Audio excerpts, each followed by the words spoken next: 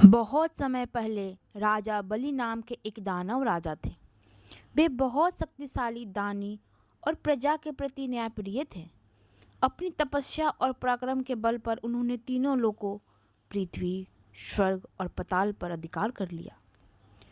उनके राज्य में सभी सुखी थे, लेकिन धीरे धीरे उनके मन में अहंकार आने लगा। जब राजा बलि ने स्वर्ग पर भी कब्जा कर लिया तो देवता घबरा गए और सभी देवता बहुत परेशान हो गए। उन्होंने अपने स्वर्ग लोक को खो दिया और वे सभी मिलकर भगवान विष्णु से सहायता मांगने पहुंचे। देवताओं ने प्रार्थना की कि वे धर्म की रक्षा करें और राजा बलि के बढ़ते अहंकार को रोके। भगवान विष्णु ने देवताओं की रक्षा के लिए वामन अवतार लेने का निर्णय किया और वे धरती पर एक छोटे ब्राह्मण बालक के रूप में जन्म लिया, जिसे वामन कहा गया। यह अवतार बहुत साधारण दिखता था, लेकिन उसके भीतर अपार दिव्य शक्ति छिपी हुई थी। एक दिन का समय था। राजा बलि उस समय एक विशाल यज्ञ कर रहे थे, जिसमें वे ब्राह्मणों को दान दे रहे थे। यह यज्ञ बहुत प्रसिद्ध था। दूर दूर से ब्राह्मण लोग आ रहे थे। उसी समय वामन बालक वहां पहुंचे। उनका तेज और आभा देखकर सभी लोग आश्चर्यचकित हो गए। राजा बलि ने उनका आदरपूर्वक स्वागत किया और उनसे वर मांगने को कहा। वामन भगवान ने राजा बलि से केवल 3 पग भूमि मांगी।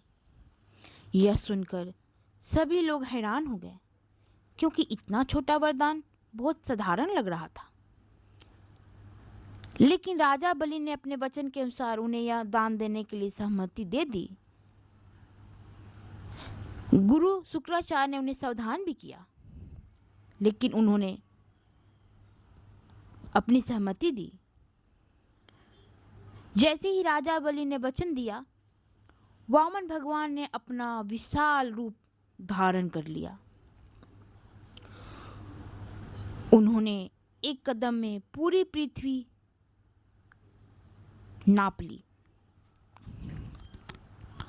और दूसरे कदम में पूरा आकाश नाप लिया। अब तीसरे कदम में के लिए उन्हें कोई स्थान नहीं बचा।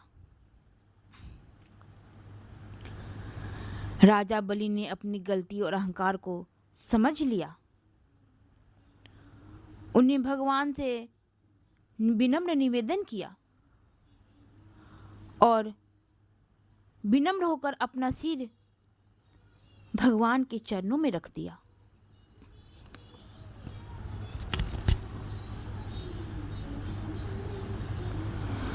भगवान उनकी दयालुता देखकर बहुत प्रसन्न हुए।